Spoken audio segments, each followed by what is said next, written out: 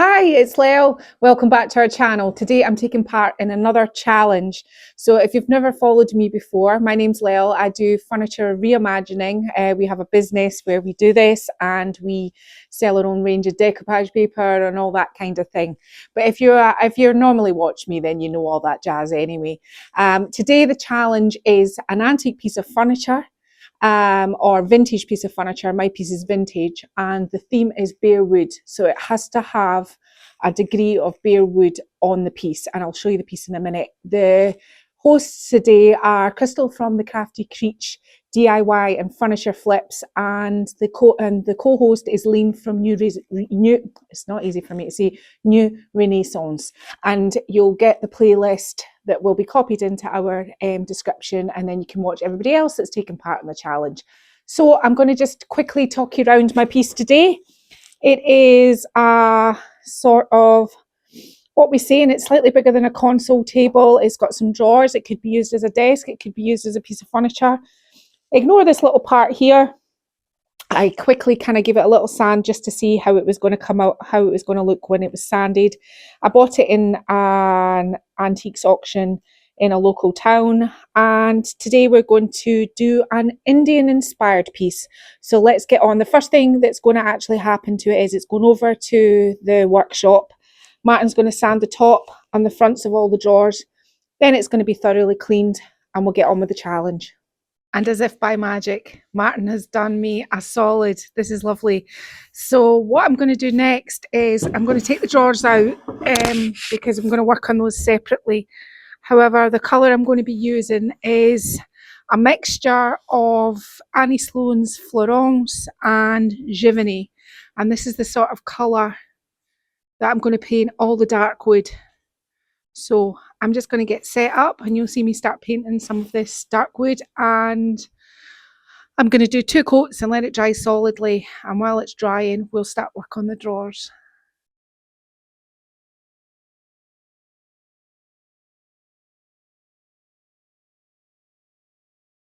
Okay, so this is what we're about to do. So this is one of the drawers finished. This is one of the drawers that has been stamped, ready to paint. And this is the last drawer which we're about to do now. So I'm using a mix of, these are Redesign by Prima stamps. I'm trying to think of the name here. The flower is from Linea Florals, this here, and I was trying to look for a sort of marigold kind of flower. That's from that. And the pattern that's up the top is from the Bohemian Florals. So they are the 2 stamps that I'm using. There was this little part down here, which is this one here. Sorry for such a mucky stamp. I think this is from the Bohemian Dreamer stamp. But I'll make sure that I've listed all the stamps that I'm about to use. And I'm using Stays On ink. I don't want any bleed or anything. And when I put it on, I want it on. So get your ink, get your stamp pad, and try not to be too nervous because obviously this is raw wood and I don't want to have to, it's easy to say, oh, I can just paint over the top of that, but I'm not wanting to have Martin away back out over in the shed sanding. I just want to kind of get this there and thereabouts, same sort of height as the other one. As you can see, I'm not measuring it. Now this is just your first stamp because we're going to be painting over this. So don't worry if your first stamp, I mean, you can see here on this one I've already done, it's got that part there which I'll be painting in. So I'm not too worried about it. So your first stamp is not, it's not the end of the world if it doesn't all stamp, as long as you can see where you're going to be painting. So that was the top. And then I just got my flower, and I didn't really think about it too much. I just kind of put them on the piece and just went across. Now, when I painted them in, I paint them in first, and I'll show you on this one because it's dry. But when I stamped over the top of them, I offset my stamp slightly, and you can see it on here. I offset my stamp slightly so that there was a little bit more black edge showing So I'm going to put this one sort of here, and I just worked my way along. I mean, I didn't really think about it too much, and I'll just continue on. This is maybe a little bit boring for you, but stamping is great fun, and you can do amazing things with furniture with stamps. With paint as well. I use them with paint too, but if you haven't seen me do things like that, I do. Right, so we've got this going along here. Now I custom made a mix, which is, just find all my brushes that I'm using, which is this sort of turquoisey, and it's not turquoisey, it's a sort of corally pink. And you don't have to be, I mean, shouldn't maybe, I'll do this one because, so I'm just using a script brush just because I can get into all of these little edges. Script brush is probably the best brush for. Now I wasn't being too, you know, exact with this, my paint, and you can see I'm just painting over the whole flower with my script brush. And what we'll do is I'll carry on and I'll paint the florals, and then I'll get Martin to come back, and I did the stems green to film me put the stamp over the top, and then we'll get on to painting these borders. And each piece that I'm doing, like the two side drawers are exactly the same, and on the middle drawer I've just put it the upside down. I put the flowers coming from the top, just to mix it up a bit.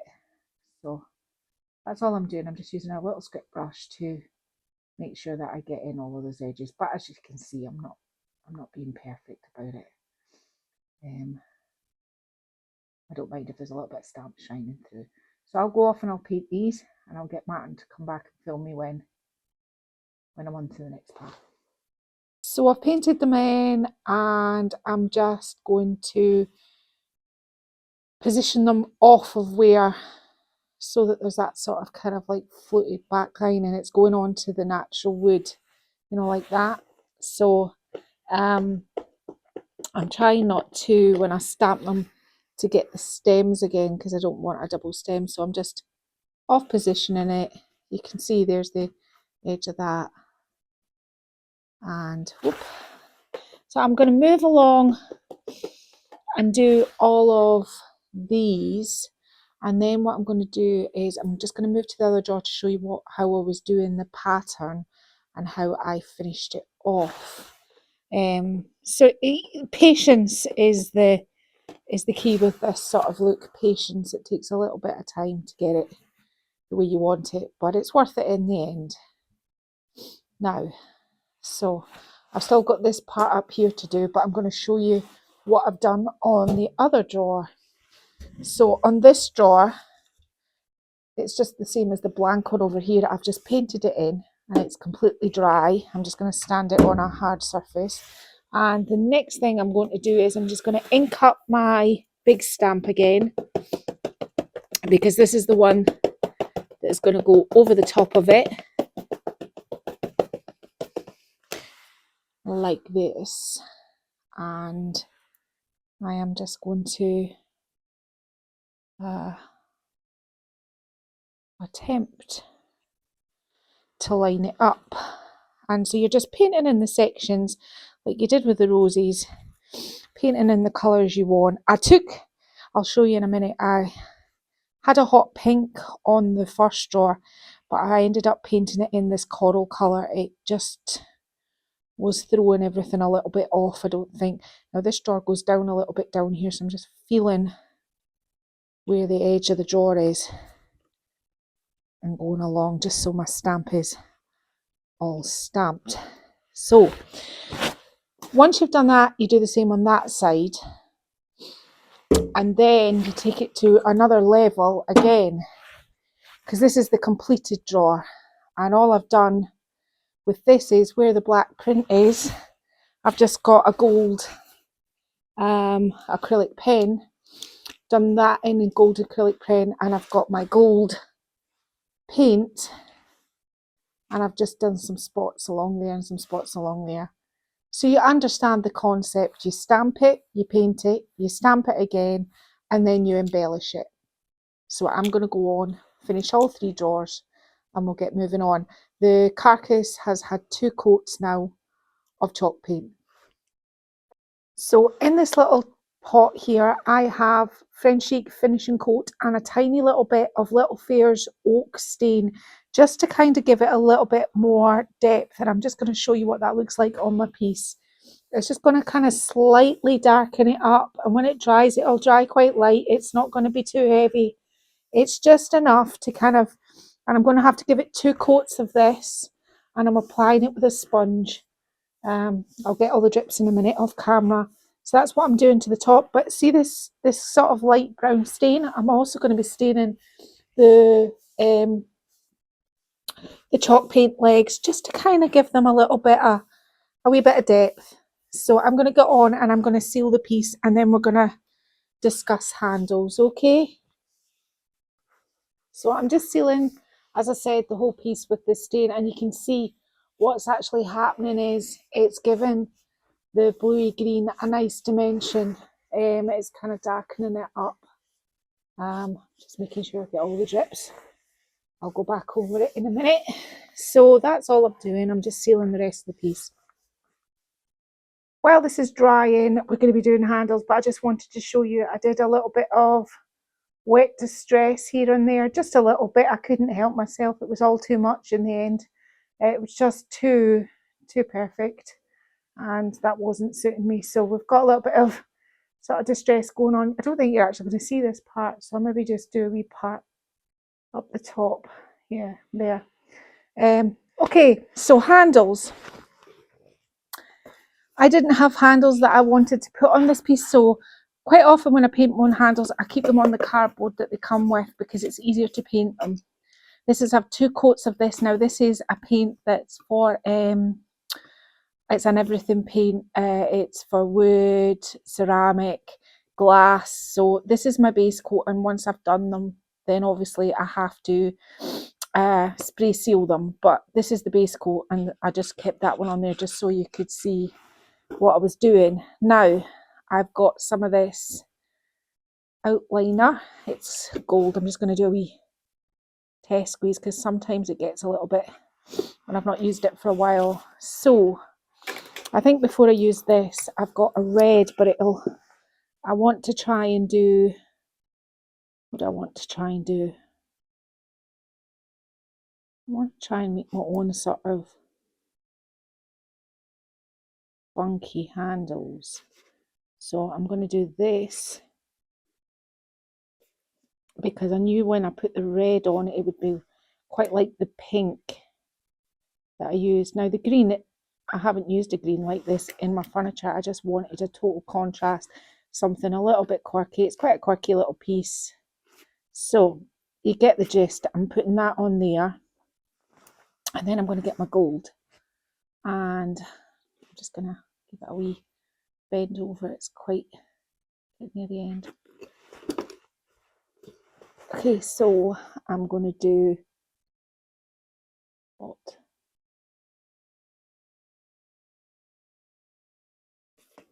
And then don't want too many peaks, because these are handles and they have to be, this stuff won't come off anyway, but you can see where I'm going with this. I'm just going to do a little pattern with this, and then I'm going to go around here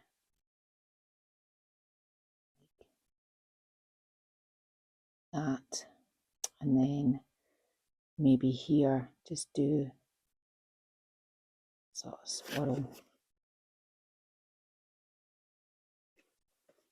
just something like this. I might add another colour. But I was putting spots, wasn't I?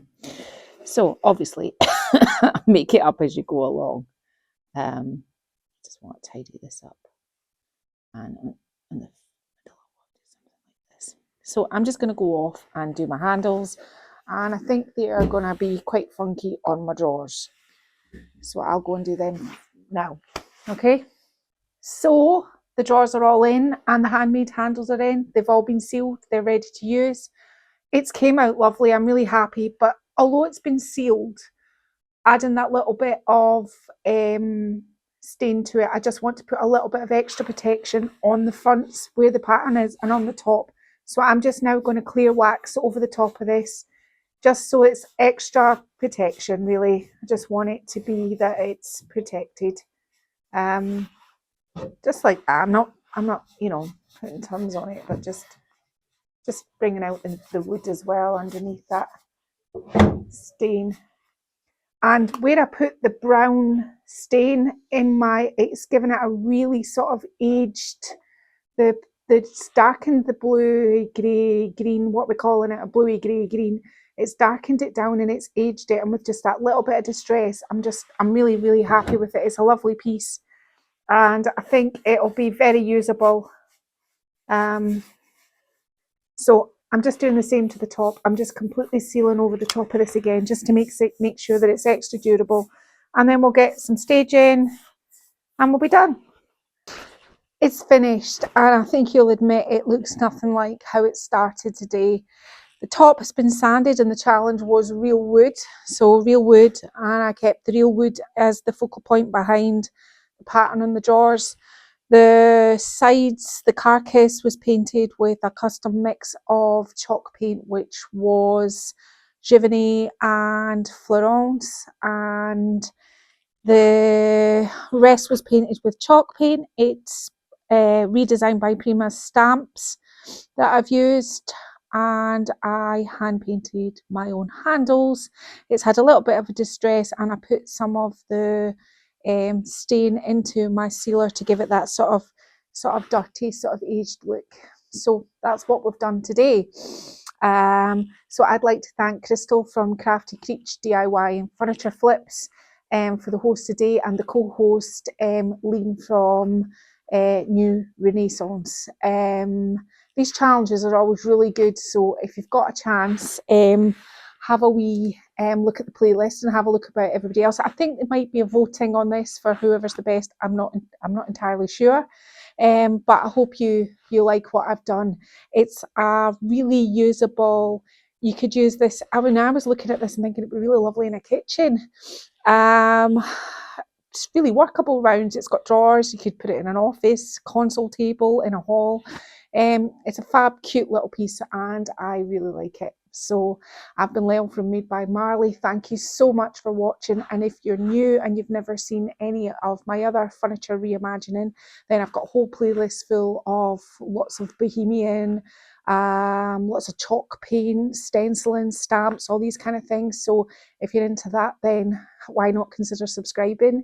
If you already watch me, well, thanks again. I really appreciate all the people that watch my videos. What else to say? If you like it, give me a like.